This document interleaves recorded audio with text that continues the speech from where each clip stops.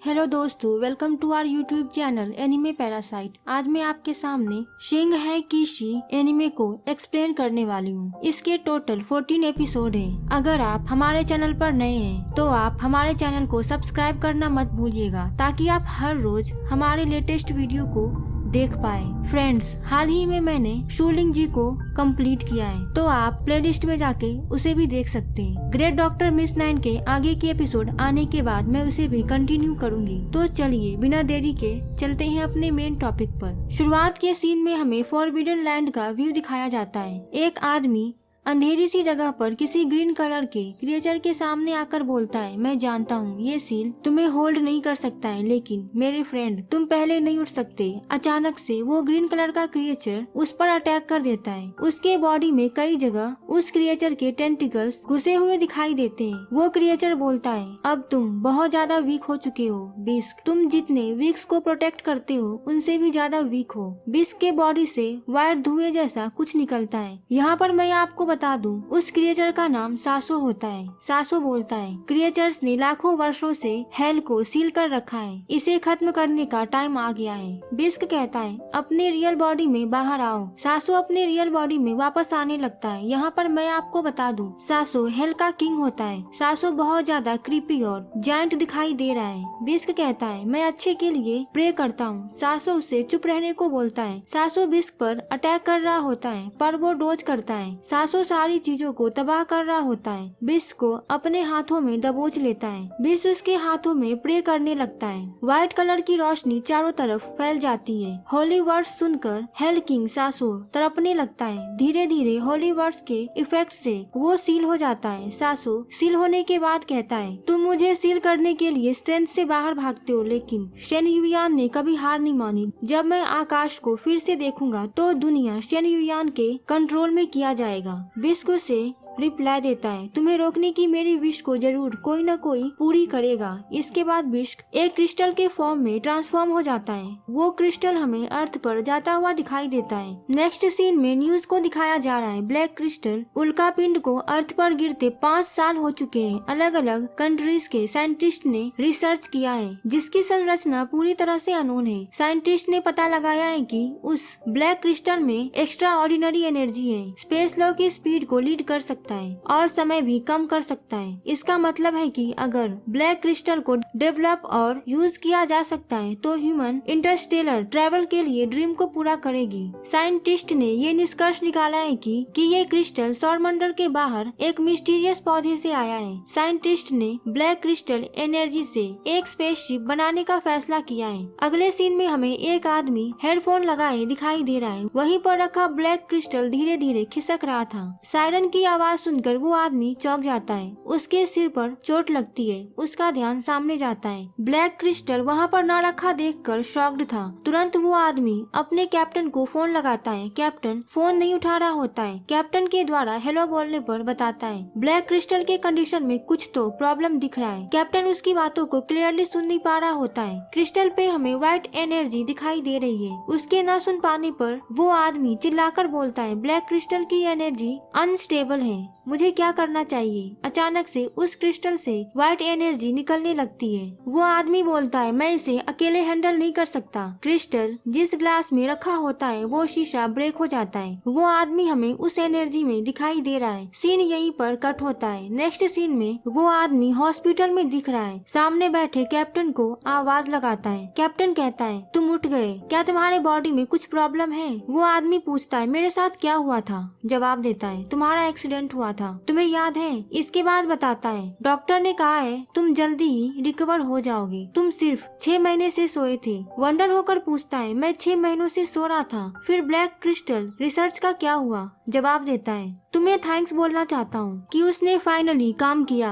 पिछले 6 मंथ में शिनगुओ को तैयार किया गया है और 7 दिनों में वाइल्ड स्टार के लिए प्रिपेयर्ड होगा। वो आदमी उठने की कोशिश करता है पर वो उठ नहीं पाता। कैप्टन उसे बोलता है, तुम्हें प्रिपेयर करने की जरूरत नहीं है। एक्सपेरिमेंटल एक्सीडेंट की वजह से स्पेस एसोसिएशन ने तुम्हें सस्पेंड कर दिया है और ये तुम्हें पता भी नहीं चलता कि तुम्हें डिपार्चर लिस्ट से हटा दिया गया है। वो आदमी जवाब देता है, मुझे एक्सप्लेन करने दीजिए। उस टाइम ब्लैक क्रिस्टल अब नॉर्मल था और कुछ वियर्ड पिक्चर्स दिखाई दिया। एक अजीब सा आदमी अंधेरी गुफा से भाग रहा है और वो उड़ भी रहा था। साथ ही एक टेंटिकल वाले अजीब सी क्रिएचर को भी देखा। कैप्टन उसे कहता है रेस्ट करने के लिए तुम्हें इस मौके का फायदा उठाना चाहिए। इससे कोई फर्क नहीं पड़ता कि तुम और कुछ महीनों के लिए सो जाओ। नेक्स्ट डिपार्चर अरेंजमेंट का अब वेट करो। वो आदमी कैप्टन को रोकने की कोशिश करता है, कहता है मैं इस अपॉर्चुनिटी का 5 सालों से वेट कर रहा हूँ। इस सीन में हमें स्पेसशिप वाइल्ड स्टार के लिए टेक ऑफ होता हुआ दिखाई दे रहा है। अनाउंसमेंट होती है सिंघो प्लेन सोलर सिस्टम को छोड़ देंगे। उनका स्पेसशिप हमें स्क्रीन पर दिखाया जाता है। स्क्रीन पर हमें बिस्क के साथ और भी कई सारी डिफरेंट फुटेज दिखाया जा रहा है। यहाँ पर हमें पता चलता है दरअसल ये सब उस आदमी का सपना होता है। वो चौंकते हुए स्लीपिंग कैप्सूल से उठता है। उसके सिर में दर्द हो रहा था। बोलता है मेरे बॉडी के फंक्शंस रुक गए हैं। ऐसा लग रहा है कि मुझे रिकवरी रूम जाकर इंजेक्शन लेना चाहिए। बाकी टीम मेंबर्स को कैप्सूल के अंदर देखकर कहता है मैं जल्दी जाग गया। कैप्टन को भी उठाने की कोशिश करता है। उसके थोड़ा आगे बढ़ते ही कैप्सूल पर लगे डिवाइस का कलर रेड हो जाता है। एक रूम को देखकर वो आदमी कहता है ये ऐसे कैसे हो सकता है। इसके बाद दूसरी तरफ जाता है। स्पेस का मेन डोर ओपन देखकर हेलमेट लेकर जैसे ही आगे बढ़ने की कोशिश करता है, तेज हवा उसे बाहर खींचने लगती है। किसी तरह वो स्पेस के पार्ट को पकड़कर अपनी जान बचा पाता है। उसका हेलमेट नीचे गिर जाता है। वो आदमी किसी तरह पूरी हिम्मत करके ऊपर चढ़ता है। ऊपर आकर बोलता है आखिर ये स्पेसशिप है कहाँ। अंदर उसे किसी के होने का एहसास होता है। वंडर होकर पूछता है कौन है।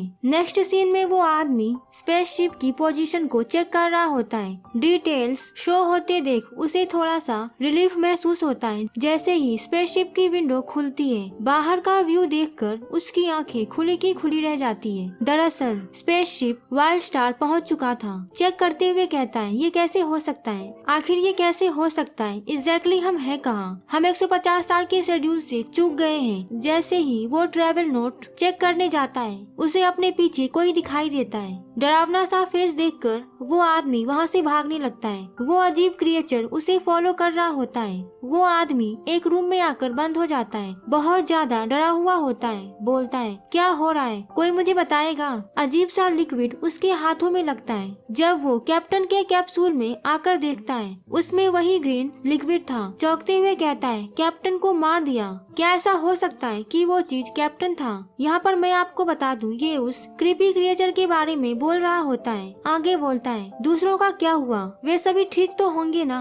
एक एक करके कैप्सूल चेक करने लगता है। तीसरे कैप्सूल से एक और क्रिएचर बाहर निकलता है। वो आदमी डर कर दूर हो जाता है। बोलता है यहाँ पर जरूर लोग अभी जिंदा होंगे, मुझे उन्हें ढूंढना होगा। वही बाहर से क्रिएचर डोर ओपन करने की कोशिश में लगा था। वो आदमी जल्दी से डोर खोलकर बाहर निकल आता है। एक डोर को अपना हाथ लगाकर खोलने की कोशिश करता है। ना खुलते देख वो इरिटेट हो रहा था। दूसरे जगह से वेपन्स लेते हुए बोलता है अगर मेरे पास वेपन नहीं होंगे तो ये लोग मुझे खा जाएंगे। सीन चेंज होता है। इस सीन में हमें वो आदमी वेपन के साथ फुल एटीट्यूड में दिखाई देता है। जैसे ही वो क्रिएचर उसके ऊपर अटैक करने आता है, वो अपने वेपन को रेडी करते हुए मन में बोलता है सॉरी कैप्टन। इसके बाद उस क्रिएचर पर अटैक कर देता है। अटैक करने के बाद भी क्रिएचर उसके करीब आ रहा था। ये देखकर वो भागने लगता है। एक बार फिर अटैक करता है पर उसका एम मिस हो गया था। क्रिएचर उसके वेपन को दूर फेंक देता है और वो आदमी नीचे गिर जाता है। जैसे ही वेपन लेने के लिए हाथ बढ़ाता है, वो क्रिएचर उसके पैरों को पकड़कर खींचने लगता है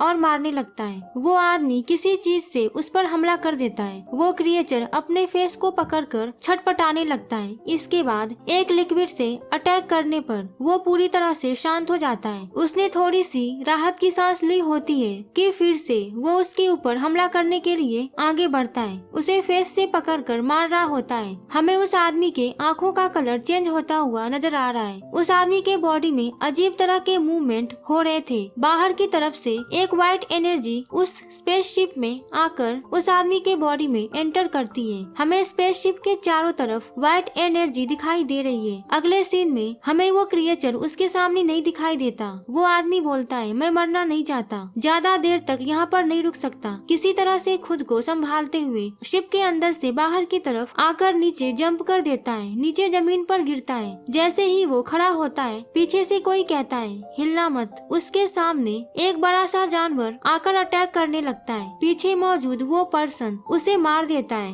वो साइंटिस्ट टर्न होकर देखता है। वो पर्सन बोलता है इंसान तुम्हें यहाँ पर नहीं होना चाहिए। यहाँ पर हमें पता चलता है वो एक रोबोट है। बड़ी बड़ी बिल्डिंगों के आसपास बड़ा सा जायंट क्रिएचर दिखाई दे रहा है। सीन यहीं पर कट होता है। अगर आपको मेरा ये एक्सप्लेनेशन अच्छा लगा है इस वीडियो पर लाइक एंड कमेंट करें। साथ ही हमारे चैनल एनिमे पैरासाइट को सब्सक्राइब जरूर कर ले। वीडियो को अंत तक देखने के लिए आपका बहुत बहुत शुक्रिया। अब मिलते हैं अपने नेक्स्ट वीडियो में।